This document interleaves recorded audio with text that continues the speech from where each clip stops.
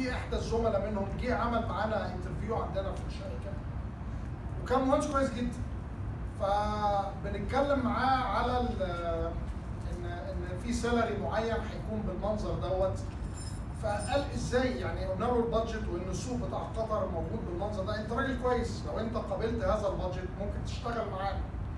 فلا، رفض يعني، ما تقبلش الموضوع ده. انا شخص متميز، انا شخص مفيش لا قبلي ولا بعدي، انا لن اقبل هذا المرتب باي حال من الاحوال.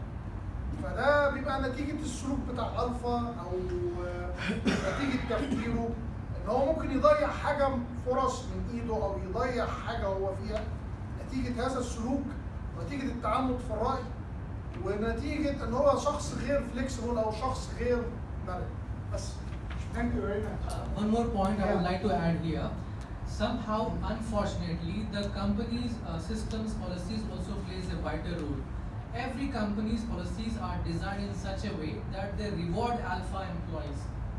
And this attitude of alpha grows by term because organizations benefit them. They benefit them in terms of perks or incentives or whatsoever.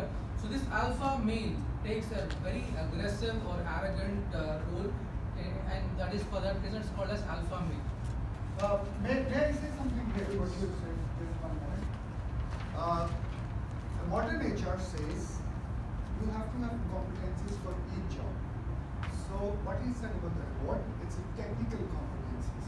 Like for example, if I'm a good design engineer, I'm a good project engineer, but there are behavioral competencies as well. So most of the companies, what they do, they have a set of behavioral competencies. So it's not only your technical competencies, but the work which I do as a technical competency, it's fine. I need to be rewarded. But at the same time, how I do the other things as my behavioral competency. Am I good in communication? Am I good in teamwork? Am I good in dealing with people? So there has to be a measure for that.